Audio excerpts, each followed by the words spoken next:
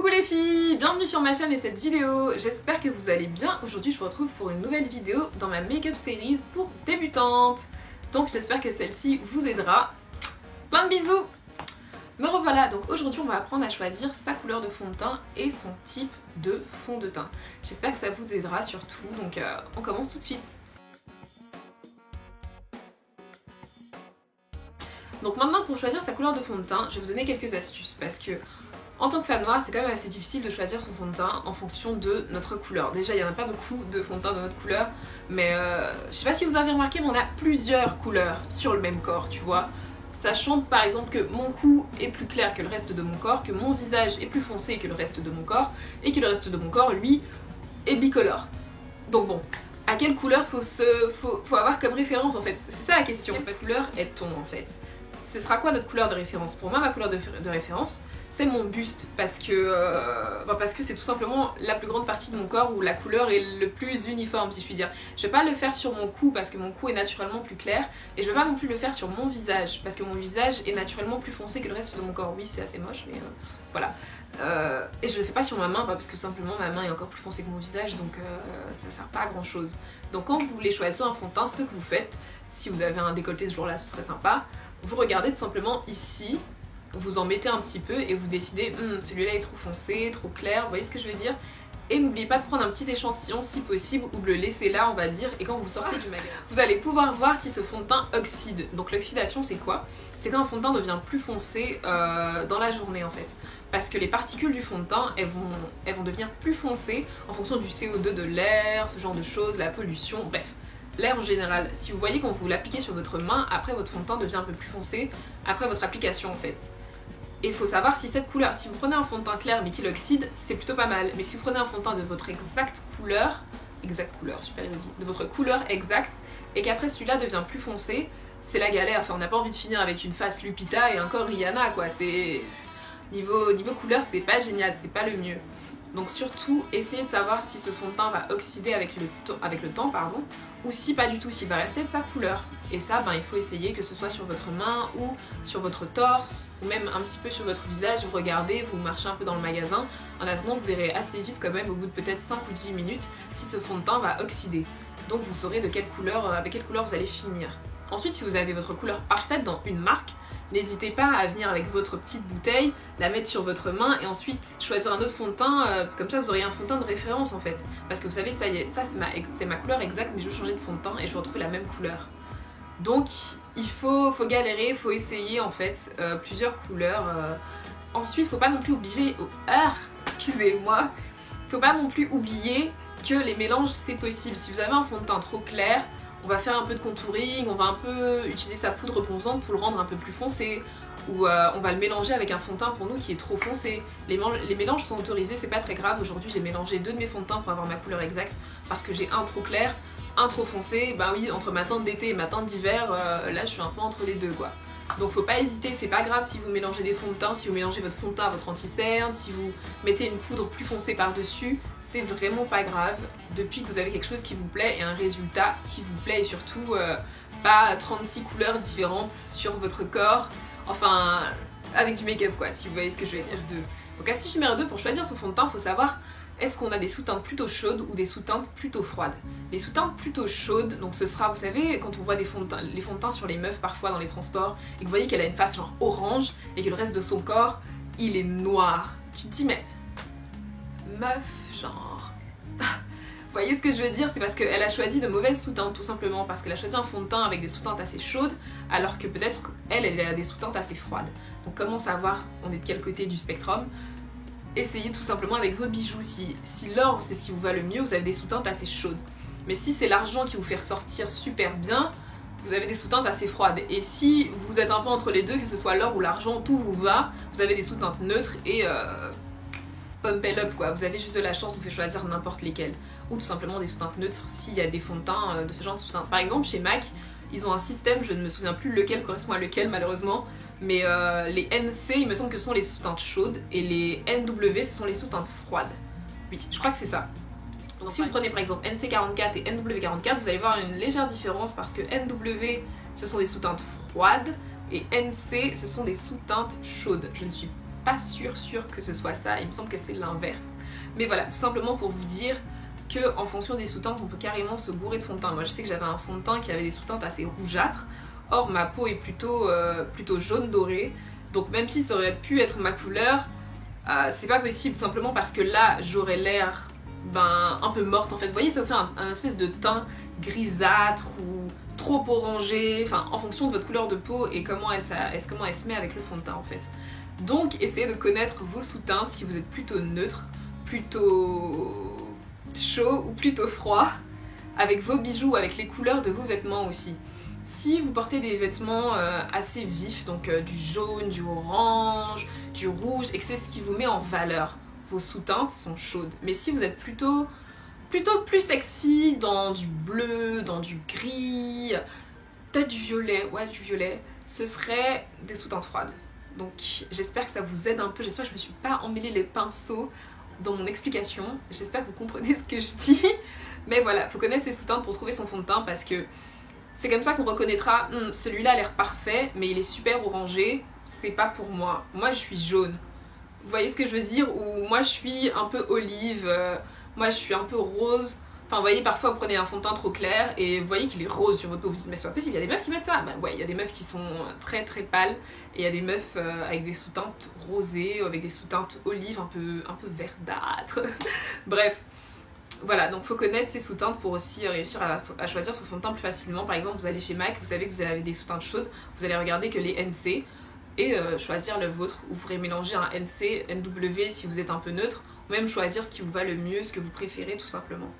Donc voilà, j'espère que ça vous a aidé aussi. Maintenant, on va passer au type de fond de teint. Donc si vous êtes quelqu'un qui ne vous maquillez pas beaucoup, je vous conseillerais plutôt une CC crème ou un fond de teint poudre. Je vais vous en montrer deux aujourd'hui. Donc, voici la poudre et ma CC crème, oui c'est bien ça. Toutes de Black Up, j'ai un cheveu, toutes deux de Black Up, donc non je suis pas sponsorisée par Black Up, pas du tout, j'aurais aimé s'il vous plaît Black Up, sponsorisez-moi. Mais j'adore cette marque simplement parce qu'elle est, pour peau noire quoi, parce qu'elle est pour peau noire et métissée et que je suis pas blanche. Donc ça c'est leur fond de teint poudre Two Way Cake, il se présente comme ceci, avec une petite éponge que je n'utilise pas mais bon elle est quand même dégueu. Et voilà, moi je suis dans la teinte TW12. Je mettrai les teintes en bas, celle-ci est un peu trop foncée pour moi, en ce moment elle est géniale, mais voilà, un fond de teint poudre. Souvent on peut avoir une couvrance assez légère, mais quand même une couvrance, surtout avec celle-là on a quand même une couvrance je pense moyenne. Si on met rien en dessous, je dirais de légère à moyenne, si on met quelque chose en dessous, de moyenne à totale. Donc si vous êtes quelqu'un qui ne vous maquillez pas beaucoup ou qui juste voulez avoir un teint frais sans pour autant avoir à passer des heures dans la salle de bain, ou sans vouloir investir trop dans beaucoup de produits, je vous conseille celle-ci, elle est chère. Black Up c'est une marque assez chère mais c'est une marque de bonne qualité qui sont enfin dédiées aux femmes noires et aux femmes métissées, donc même si ça coûte cher, j'investis quand même quoi. Donc les fonds de teint poudre plutôt pour les filles qui ont besoin de quelque chose de rapide en fait, besoin de quelque chose de rapide mais qui couvre quand même. Donc ça se présente comme ceci. Vous voyez, je l'aime tellement que je suis arrivée jusque là quoi. Dur.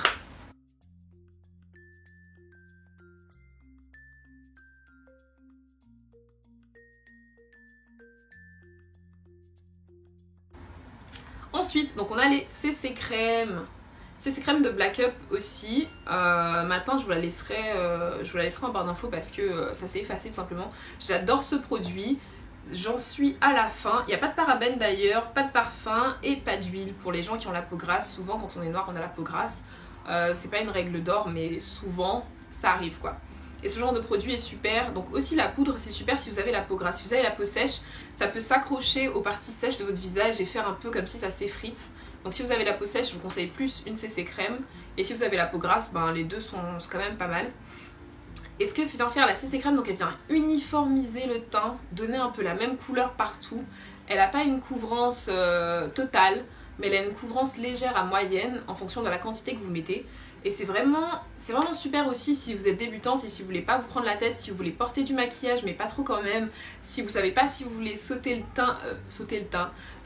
pas pour un fond de teint couvrance totale, si vous voulez pas encore sauter le pas pour du contouring, si vous êtes tout simplement débutante mais un peu intermédiaire quoi. Même pour les pros aussi c'est génial hein, mais voilà. C'est vraiment pas mal parce que tout simplement parce que c'est pas encore un fond de teint mais il y a quand même de la couvrance quoi.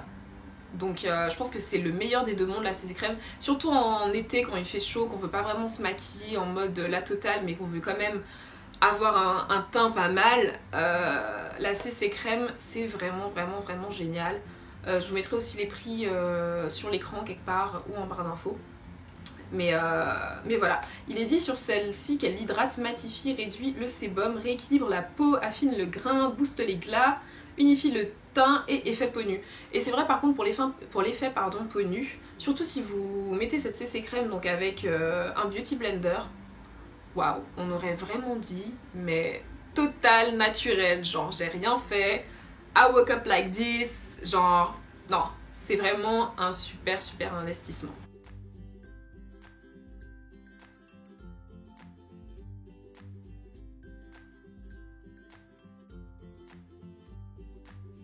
Mais maintenant on va passer au fond de teint. Donc je commence avec un fond de teint pas cher, donc c'est le Revlon Color Stay. Il a dû me coûter peut-être 14-15 €. Je vous mettrai tous les prix bien sûr sur l'écran ou en barre d'infos. Donc il est vraiment pas mal parce qu'il a quand même une couvrance totale, pardon, mais il est pas cher. Il est pas cher donc c'est pas mal, sauf qu'il oxyde. Il oxyde énormément. Donc à la fin de la journée, je me retrouve Lupita ici et Rihanna là-bas. Donc tout de suite, c'est pas trop le rendu que je veux. Mais je vous le donne quand même parce que j'ai déjà vu pas mal de bonnes revues sur ce fond de teint. Excusez-moi. J'ai déjà vu pas mal de bonnes revues sur ce fond de teint. Il y a beaucoup de filles qui l'aiment, donc je me dis c'est peut-être ce qu'il ne me va pas à moi, à ma peau. Peut-être que je produis tellement de gras sur le visage qu'il a oxydé en mode c'est la fête à la maison quoi. Donc peut-être si vous avez la peau sèche, la version peau sèche vous irez bien, ou si vous avez la peau mixte. Je pense que c'est peut-être ça que je brille juste trop et que le fond de teint n'a pas résisté et a oxydé de fou malade. Mais si vous voulez quand même essayer un fond de teint, je vous le conseille surtout pour les débutantes qui veulent pas encore dépenser beaucoup d'argent donc veulent quand même essayer un fond de teint. Vous voyez ce que je veux dire? Parce que je me souviens que les premiers mois ce fond de teint était vraiment... c'était ma vie tu vois. Donc je vous le conseille quand même.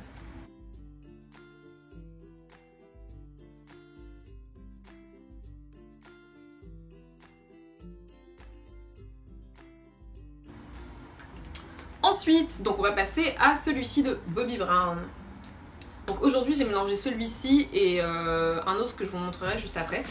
Alors Bobbi Brown c'est génial parce que tout simplement ils ont énormément de teintes. Ils ont énormément. Alors lui je l'aime bien parce que la couvrance est moyenne. Ensuite si j'en mets des tonnes, ce sera une couvrance totale, mais voilà, c'est une couvrance moyenne. Et le fini est vraiment naturel. En plus donc il y a de l'SPF 15 il me semble, oui de l'SPF 15. Très important de se protéger la peau. Et voilà, donc il a un fini vraiment super naturel. Et on n'aurait jamais dit que je porte du fond de teint en fait.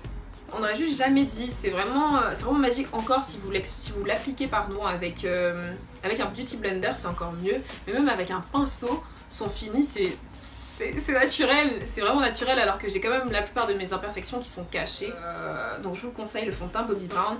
Si vous avez juste beaucoup pigmentation ou si vous avez quelques boutons, quelques taches, vous n'êtes pas encore prêt pour la couvrance totale, vous trouvez que ça fait un peu fake, ce genre de choses, le fond de teint Bobbi Brown, il est vraiment top. C'est vraiment, il est vraiment pas mal quoi.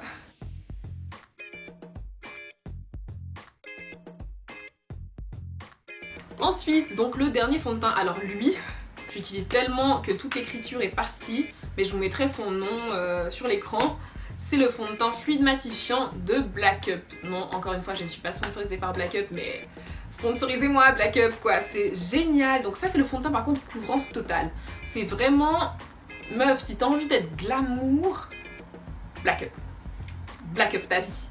Si t'as envie d'être glamour, si t'as vraiment des problèmes de peau, des boutons, de l'hyperpigmentation, des taches, bref, si ta peau n'est pas parfaite, fond de teint Black Up. Black Up ta vie, c'est vraiment génial. La couvrance, comme j'ai dit, elle est totale. Le fini est mat. Il est quand même... Non, il est pas naturel. Il est mat. Mais je trouve pas non plus que ça fasse effet fake en fait. Je trouve pas que ça fasse la meuf maquillée de fou comme un pot de peinture. Mais on peut voir que tu es maquillée en fait. On va voir que tu es maquillée mais ça fait pas la meuf too much en fait. mais il est vraiment bien quoi. Il est magique, donc il va tout cacher toutes vos imperfections. À un moment je me suis regardée la première fois que je l'ai mis, je me suis dit mais où sont passés les traits de mon visage en fait? Où sont passés les traits de mon visage? Je suis subjuguée, mais par contre c'est le genre de fond de teint plutôt adapté aux filles qui font, pas qui font beaucoup, mais aux filles intermédiaires, voire on va dire professionnelles. Donc si vous adorez vraiment le maquillage, que vous êtes un peu dans le contouring ou que vous mettez de la poudre bronzante, parce que comme je l'ai dit, on va plus voir vos traits avec ce fond de teint en fait. Donc faut vraiment ramener de la couleur au visage, ramener de la définition, ce genre de choses. Parce que c'est pas votre fond de teint tous les jours, enfin oui, si vous êtes totalement dans l'excès, oui, c'est votre fond de teint de tous les jours. Mais celui-ci, aujourd'hui, j'ai mélangé ces deux fonds de teint pour avoir mon teint aujourd'hui.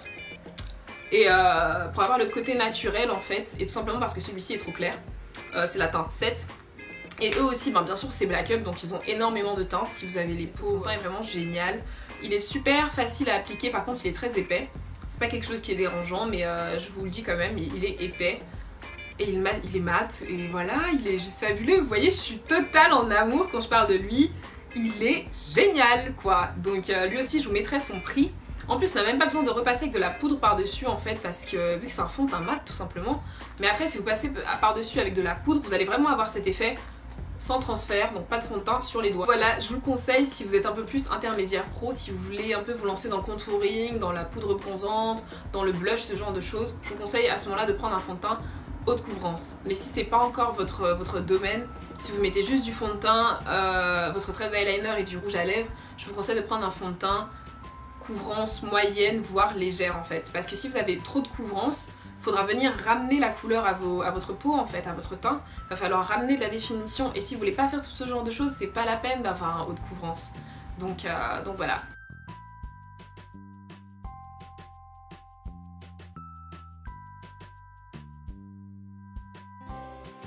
Voilà les filles, j'espère que cette vidéo vous a aidé, que je me suis pas trop emmêlé les pinceaux dans mon explication, que ça vous a plu surtout et que vous avez appris des choses. Donc voilà, je vous remercie d'avoir regardé ma vidéo. J'espère que cette série vous plaît et si c'est le cas, laissez-moi un petit commentaire, des pouces levés, n'oubliez pas de partager vos connaissances maintenant, de partager cette vidéo aussi. N'oubliez pas d'aller voir les anciennes vidéos de cette série et tout simplement mes anciennes vidéos. Et abonnez-vous. Donc voilà, je vous fais plein de bisous.